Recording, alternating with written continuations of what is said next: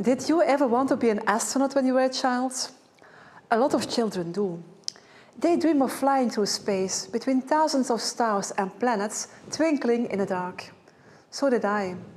But for me, it was so much more than just a child's dream.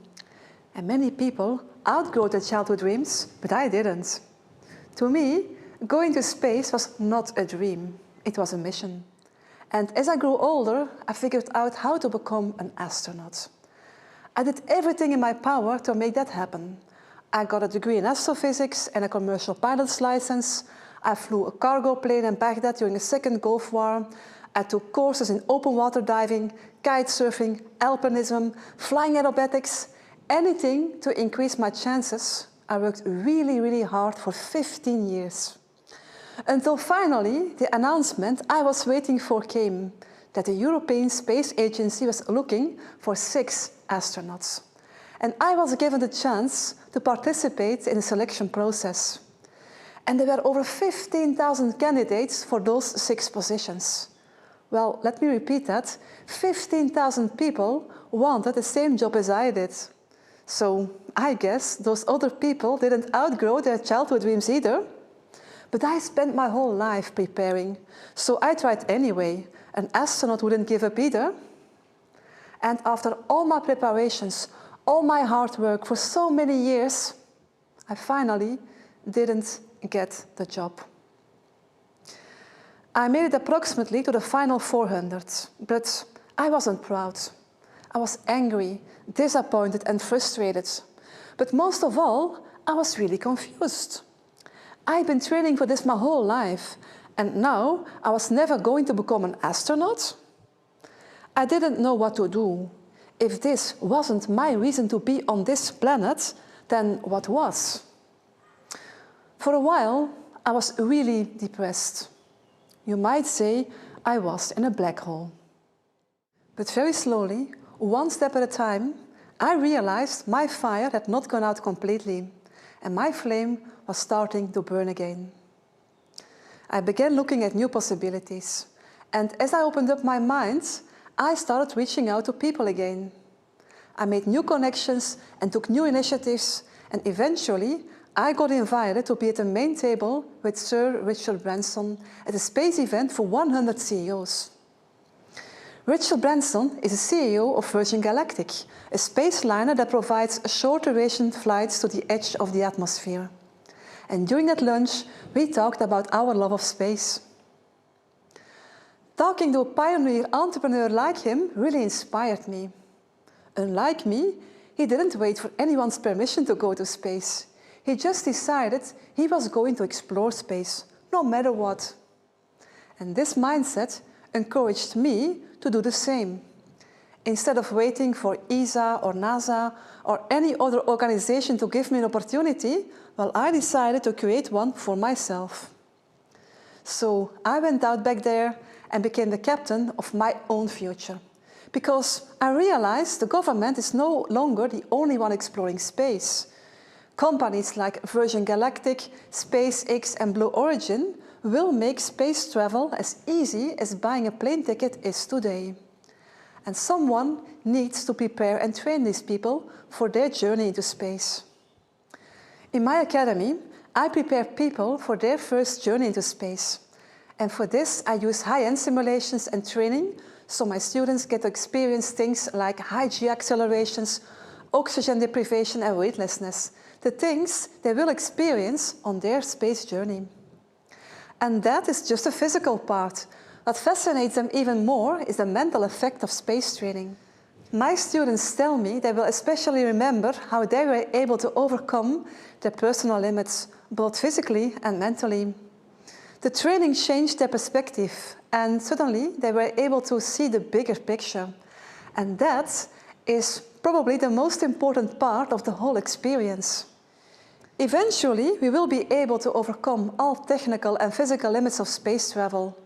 But the biggest challenge of all is to overcome our psychological limits. Because on long space journeys, for example to Mars, a trip that would take over 3 years, you lose all visual contact with planet Earth. You're also isolated in a very confined space. You cannot communicate with Earth in real time, and so on. But the good part, once you arrive, is that you can break the Olympic record of high jumping, as the gravity is only 1/3 of Earth's gravity. A few years ago, I was the commander of a Mars simulation mission. And for this experiment, 6 of us traveled to the Red Desert of Utah, which closely resembles Mars. And so we lived there in full space gear for 15 days to simulate a space mission. And it may sound surprising, but not all team members were physicists, pilots, or scientists. We also brought a teacher, a student, and an artist. And their contribution to the team was as important as that of the team members who did have a scientific background.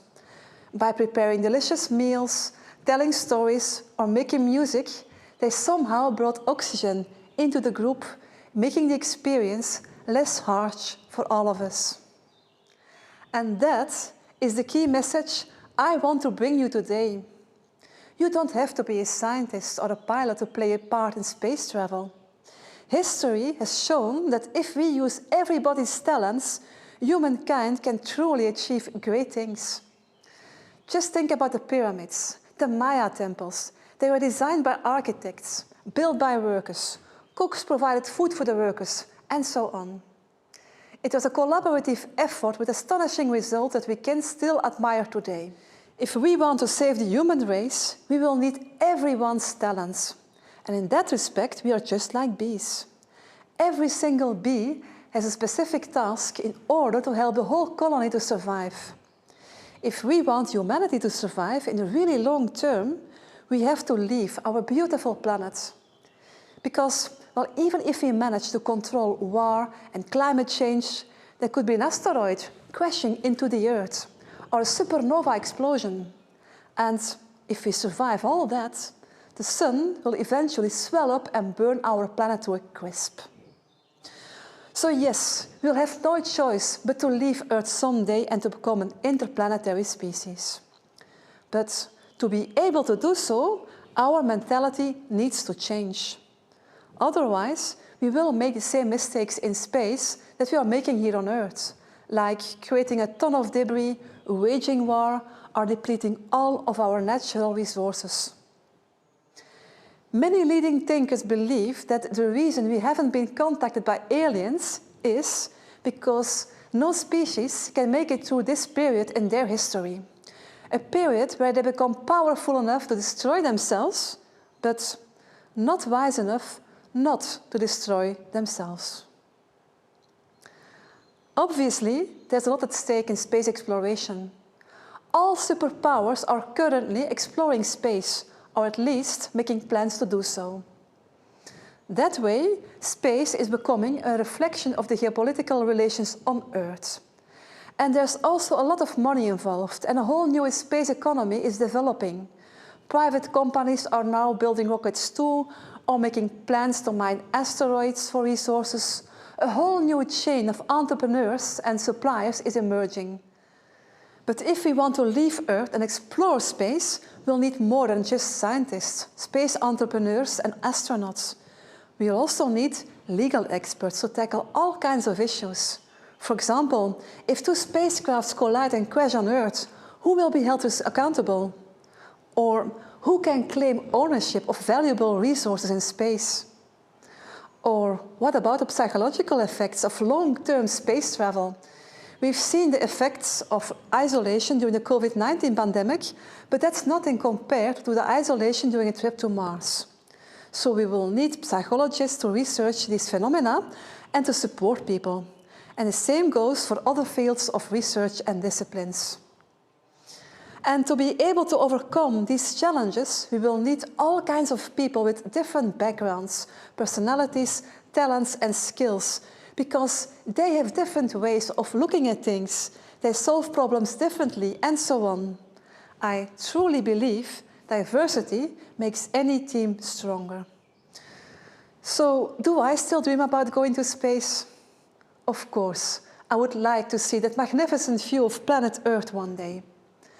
But I also realized that by doing the things I do, I add more value. And what about you? What if I tell you that you are already in space? Because you are part of planet Earth, soaring through space at supersonic speed. And humanity needs each one of you. That's why it's important to follow your heart and become the best version of yourself. All of us have our own specific strengths and talents. And by using them, we can bridge the gap between present, past and future. It's the glue that will hold humankind together. And we all have a role to play. And yours is as important as anyone else's. Just think about yourself as a piece in a big puzzle. Even if just one tiny piece is missing, the puzzle isn't complete. And that's why you have to invest in yourself. And that's why you have to become the captain of your own future. Because you too have a role to play in space.